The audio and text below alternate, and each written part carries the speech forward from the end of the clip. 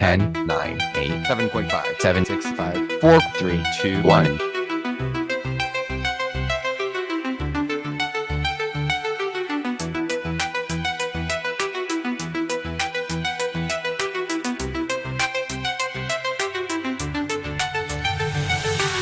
Hello and welcome back to the Babylonian podcast. I am your co-host, Michael, and this is my brother, Peter, and we are finishing out the New Testament Apocrypha with this finale, this recap and rewards. Can you believe it? We have gone through not all, not even close to all, to be honest, of the New Testament Apocrypha, but many of the major New Testament Apocrypha, the spiciest, the most interesting and influential. And we are now here on the 29th episode of this season, almost a 30 episode season. This has been over half of the amount of episodes I've made on this entire podcast. That being said, Peter, I don't know about you. I am psyched to be here at the end of this long journey. What a great season. What an interesting one. It's been full great. of unique things that we wouldn't have expected on the onset. Full of baby Jesus with laser vision. You know, I didn't know that there were other texts that were similar to Revelation, like that they were like an apocalypse. So that's wild to me that there were other ones that they mimicked something like that. Yeah. And they mimicked really all of them, but I think that genre might have been my favorite, the New Testament Apocalypse. I'd say Infancy Gospel is a little bit behind it, but I really enjoyed that. What was your favorite of the genres? I think I enjoyed the Acts ones the best. And the reason is just because, one, you see a lot of the characters that maybe don't get met, like Andrew, for example, or you get to see him like in action, you know, and doing a whole lot. So you see something kind of like some cool in action stuff. Also, like, I think in the New Testament canon, at least story wise, I enjoy the Acts of the Apostles a ton. And so it does feel like kind of an extension of that. Like there's a lot more that happens. So I think that's probably my favorite genre. Yeah, that's good. Yeah, it is a lot more of an expanded, like, the Acts genre really does seem to have more of continuous narratives, like sustained. There are many where it's just they're going around to different places, but there are also quite a few where it's just, you know, a character and it's really going to spend look at one era of their life. Yeah. Okay, cool. What do you think that we jump into some awards real quick? Let's do it. So we've gone through all of these New Testament Apocrypha, and we're going to hand out our awards for what we think wins whatever category. So for the first category, and we are basing this off of the grading that we've given to all of these New Testament Apocrypha. We've been giving them what we've been calling an orthodoxy index. In other words, from a scale of 1 to 10, how orthodox, how much is this New Testament Apocrypha, how much is this New Testament Apocrypha in line with Christian teaching? So 1 would have been the lowest. That means it's heretical. It's totally contradicting the Creed of Constantinople and what Christians have taught as a whole. And then a 10 means this is perfectly in line with the teaching of Christianity, at least as much as the story has revealed. The New Testament Apocrypha is infamous for being pretty heretical, but there were still some orthodox texts.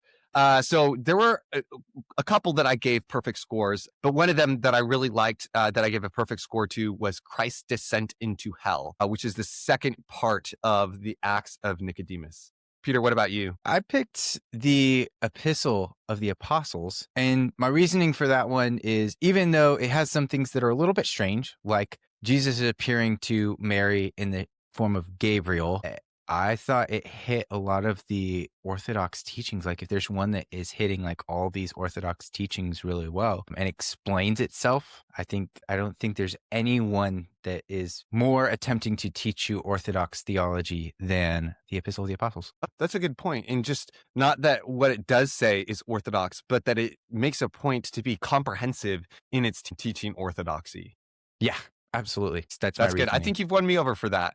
I think that does win as the ultimate, most orthodox New Testament Apocrypha. So if you're looking for an orthodox New Testament Apocryphon and you haven't heard our episode on the Epistle of the Apostles or Christ's descent into hell, you might want to go back and listen to that. What about the most popular Apocryphon? Now, this is really like, and I'd say this is about the same as most influential. Like today, if you were to ask somebody if they knew, if you were to define the New Testament Apocrypha, somebody understood, and you're to ask them, what would you say is the most popular of these? I think without a shadow of a doubt, the Gospel of Thomas takes it. What do you think, I agree. Peter? Absolutely. I'd heard of Gospel of Thomas probably 4 or 5 times before this season. Before I didn't even know what the New Testament Apocrypha were before this season. And I had heard numerous references, especially to like the weird scene at the end, or weird scene. Gospel of Thomas doesn't really have scenes. It's more like quotes, but the weird quote at the end about, what is it? Women turning into men in order to be saved. So anyway, yeah, I think Gospel of Thomas indisputably. Yeah, I'd agree. I'd say that a lot of people like encounter this or hear about this before they even necessarily know about the New Testament Apocrypha. It is not the most orthodox. It is not the most orthodox. So definitely not. Yeah, but if you've heard about the Gospel of Thomas, you're wondering, what is that about? Well, you can now learn about it on your car ride as you're washing dishes, as you're doing chores, with our episode on the Gospel of Thomas. And we also even made a handy dandy chart that kind of shows which of those sayings, there's 117 sayings in it, spoiler alert. And I made a nice chart that kind of shows where, if some of those are found in other places in the Bible, where in the Bible those are, and if they're unique to Thomas, which ones are unique. And you can find that in the show notes to that episode. What about the most interesting New Testament Apocryphon? For me, I put the Acts of Paul, which I also really enjoyed the Acts of Paul. You have this new character, Thecla, who just not at all in the Bible, but then, you know, you have this whole character arc, but then you have these really interesting scenes where it's assumed that Paul has baptized a lion, which is just gnarly. And then there are a couple cool scenes in gladiator arenas, or I guess like coliseums, where Paul and Thecla are supposed to be put to death, and then there's these miracles that save them. And then you get 3 Corinthians, so it's kind of like a New Testament epistle, apocryphal epistle, inserted into an apocryphon. So I just think it's pretty bizarre and wild and out there. So I think the Acts of Paul. What about you, Peter? I think I have to agree with you on that. And Thecla is a really wild character because, well, I mean, besides her baptizing herself, she also fasts for like a lot. She's just a unique character. She's a very, very interesting person. And, you know, of these apocryphal acts, she's probably the only one to kind of feature as like kind of like a apostle-esque character who's not actually in the Acts of the Apostles. So super interesting. Yeah, that's true. And I'm just now remembering that she even baptizes herself. So it's not even that a woman is baptizing someone, but baptizing themselves. So yeah, that's a pretty spicy one. And she preaches. So depending on like what tradition of Christianity you're from, that's even spicier. So yeah, true. Yeah, that's a good point. This is like it's a pretty controversial. And I mean, and we explain more in that episode. So if you're interested in that, go listen to that episode. We even explain the controversial origins of that New Testament. And even while being spicy, it's not the least orthodox either. You know, it still has some, you know, probably closer to middle of the road. Yeah, true. In fact, it even advocates for some orthodox teaching, like the resurrection. It makes a very strong argument for the resurrection. So yeah, highly recommend that. On the other hand, in contrast to the most orthodox, what were the most heretical texts? The texts that we gave the lowest apocryphal orthodoxy indices. I gave the Acts of John just an abysmally low score. There were quite a few that I gave really low scores to, but especially the Acts of John. It quite explicitly denies Jesus's death and seems to show him as a phantom. So that's pretty unorthodox. I think I got to agree with that. I think the Acts of John did not include orthodox substance, but it also had unorthodox stuff. So it's going in the wrong direction. Yeah, I agree. Yeah, but definitely strong contenders for that one, for sure. Okay, so what about this one? Which would you say is the most stylistically similar to the canonical New Testament? That is, like, if you just finished reading the New Testament and there were any one of these that you put right after it and you read it, you would be like, it wouldn't faze you and be like, oh, that has a totally different style. Now I'll say, like, I think that the infancy gospels would be the most obtrusive of like, whoa, we're skipping over large periods of times. This the narrative is very apologetic, and that it's trying to explain everything, make everybody sound super nice. Well, okay, I guess minus the infancy gospel, Thomas. But I guess before I go to mine, Peter, what are your thoughts on what's the most stylistically similar to the canonical New Testament? And why? I think if there is one, I'd probably say the Apocalypse with Paul, just because it's similar to the Revelation. And then I think just the proportion in which they talk about suffering, but also redemption is pretty similar to that of Revelation. Yeah, right on. I was going to say the same thing. The Apocalypse of Peter, I'd say, is theologically very much consistent with the New Testament and Orthodox for the most part. But the Apocalypse of Paul also puts a lot of emphasis on looking at the resurrection, a concern for like kind of minute details, like illiterate Christians who nonetheless do righteousness, other things like that. So I'm with you. I'm putting the Apocalypse of Paul there. Okay, in the end, who are you giving the trophy for the best New Testament Apocrypha? What's your standard? Like, are you doing this based on like orthodoxy interest?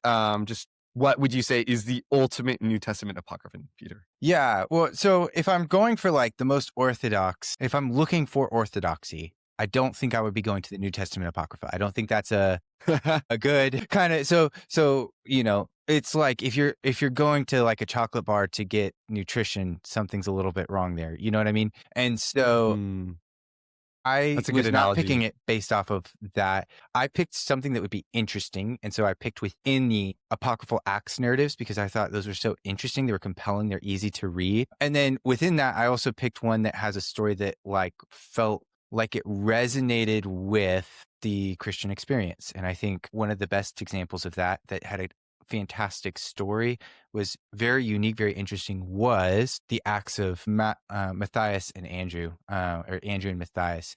My reasoning, like if you look at that story, it is just interesting. You've got you know, Jesus appearing, the devil appearing, you've got cannibals, it's got all kinds of crazy stuff going on in it. But at the end of it, right, you've got Andrew suffering, and he like asks Jesus, like, hey, how is it that I suffer like this? How is it that I suffer like this? And you said that not a hair would fall from my head. And he's processing that. And if you just look at like in general, in my experience, most, or maybe not most, but a large portion of Christian art wrestles with that same question.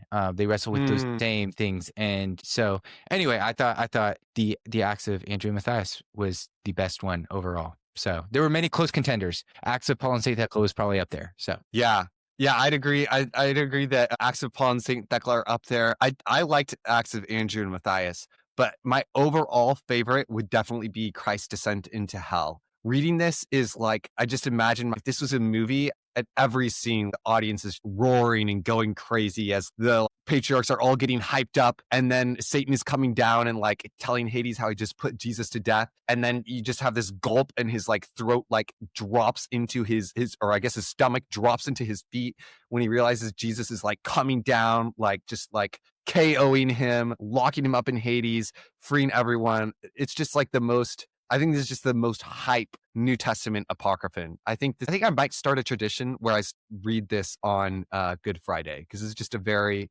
very motivating. I think it's just a great idea of exploring what it was like for Jesus to enter into hell and the people waiting for him. And then the way that they wrapped that into everything, and they said, oh, well, how are we going to tell this story? They didn't just say, you know, we're going to tell this in third person, but they had people who resurrected with Jesus, you know, and they gave a whole explanation for that. And they were writing that. I thought that was genius. I think it's just such a great New Testament Apocrypha. So highly recommend that. So, okay, awesome. Those are our rewards for this season for the New Testament Apocrypha.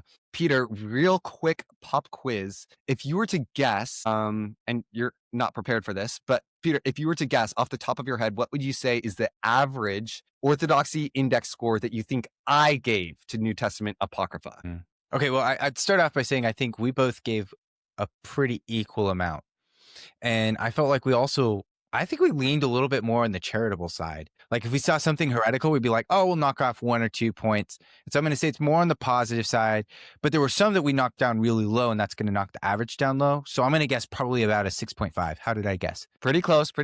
I can't tell you because it'll give away for you. Because Peter, next, how much do you think you gave on average? I would guess that I put probably about 1 point or half a point more pretty much every time. I think that sometimes we flip-flopped, like you put higher, I put lower. So I'm going to say that I gave... Okay, interesting. You actually had it flipped. I was the more generous person, obviously. My average was just slightly over 7. And yours was at a 6. If you rounded it up, it would be a 6.7. And then our average would, if you rounded it to the nearest first decimal place, it would be 6.8. So you failed this. If the New Testament Apocrypha was taking an orthodoxy test, you failed it, and I just barely gave it the minimum passing grade. Okay. So if you're in a school which has like those, some schools have like Bible classes or Christian theology classes or whatever, and you're studying the night before, don't study the New Testament Apocrypha. It has other benefits to it. It's very interesting. It tells us a lot about what many Christians thought, even some versions of Christianity that are no longer considered to be orthodox.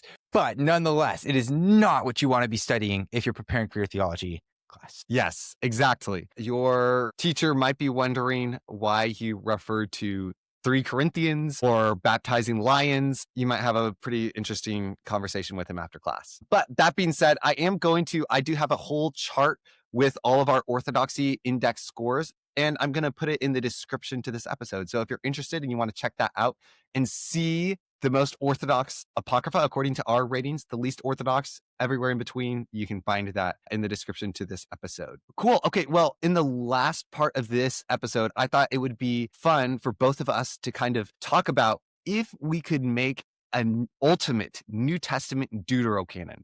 That is, it's not authoritative. Obviously, we believe the New Testament is above all, but we're to say this is like the reading list of, like, you might append this to the end of your Bible, or, not to say that it's on the same level, that it's infallible, that it's historically valid, but readings that are interesting for Christians. What apocrypha would we include? Peter, do you want to kind of go over and explain, your own Deuterocanon real quick? Yeah, absolutely. So I put 5 of these, and I'll go through these real quick. So the first one that I put is the Gospel of Thomas. I picked the Gospel of Thomas not because it was the most orthodox, but because it's the most referenced, the most popular. And I think that there's something valuable about if something hits the mainstream, if it's something that's really well spoken about, having a good familiarity with what it is. And as I mentioned, like, it's one of those apocryphal texts that people talk about a lot. And yet I'm pretty sure most people who would mention the Gospel of Thomas have not actually looked into the substance of what is in the Gospel of Thomas. So I think that's one that you should probably read and become pretty familiar with. In addition to it does have a lot of overlap with the canonical Gospels. And so that's kind of interesting. You can kind of piece together, okay, where did the Gospel of Thomas maybe get this from? So I'd say the Gospel of Thomas. The second one I put is Christ's descent into hell. That's kind of more of your kind of go-to apocryphal. So I'll let you kind of elaborate on that if you're going to include that in your list. Are you going to include that in your list? Well, why would you include it in yours? Well, it might not be the same reason. I'd say it's a powerful image of Jesus conquering over death. It's a powerful image. It's unique. And I think also it just kind of fits in a little bit different in style than some of the other apocryphal texts in general, and especially the ones that I included in this one. Nothing more than that. So generally pretty orthodox too. So for my third one, I put the Acts of Andrew and Matthias. I said that one was the best one. I think it is. I think it's worth reading. Yeah, I think it's just an interesting story. It's exciting. And yeah, I put that one. Same reason for Acts of Paul and Thecla, though that one is kind of more like known. I would probably say that's probably the second. If not the second, it's the third most popular, influential apocryphal text, I would guess. So unless we're including like contemporary apocryphal things like, The Chosen or something like that. As of right now, I'd say that one is probably up there. So I'd say both of those, you have, interesting Acts narratives with interesting characters, orthodox stories, and just interesting things to think about. And then the last one I put is the epistle to the apostles. It's a little bit weird at certain parts. So are all of these ones. Every single one on my list is a little bit weird. But when it's balancing it out, it's got that epistle. And then it also just is hitting these orthodox beliefs, right? The belief in the Trinity, the belief in the forgiveness of sins, the belief in I don't know if that one mentioned the church, but I think it does. Yeah. And so like when you're hitting those kinds of things, I think it would add a lot of clarity with reading the New Testament as well. I think that's why I'd pick those 5. What about you? Okay, rad. Yeah, so I tried to choose at least one thing from each genre, at least one thing. So the first one I chose was the Proto-Evangelium of James. I'd say this is really high up there in the top 5 most influential. I mean, I mentioned it in our or our apocryphal gospel recaps, but this is one of the New Testament Apocrypha that has recently been like made into a movie. I mean, they didn't make the whole thing into a movie, but they made a movie based, like the first 30 minutes of the Netflix Mary movie is based on this infancy gospel. I think it's also just really interesting. It has a lot of really cool connections to Old Testament and typology. So I think that's just a great infancy gospel. I added Christ's descent into hell. I already explained that's my favorite. I think that's a really good read. I think it'd be pretty cool if people personally read that on Easter as kind of a tradition. The Acts of Paul, I added that as well. I think it's really interesting. I think it also has some good places in which you can kind of compare and contrast with Paul's actual letters and kind of see how some people might have been, I don't know, I think it's interesting to contrast with Paul's letters, the whole thing with a kind of a prohibition, an almost prohibition of marriage in Acts of Paul and Thecla versus Paul talking to Timothy saying in the last days, people are going to say, don't marry. And these people are like false teachers. But at the same time, having a good emphasis on the resurrection. It talks about Paul being bald as well. So, that personally really, hits the spot for me. I would also add in the Apocalypse of Peter. It's also been extremely influential, even if it's not quite as well known. And I think it is has a powerful message. But besides the Paul of Peter, I'd also have to add the Apocalypse of Paul. The Apocalypse of Paul is just very powerful, very touching. I think it has just a lot of really good messages for the church. So yeah, those are the 5 that I would make into the kind of New Testament and Deuterocanon if I was to recommend any just in general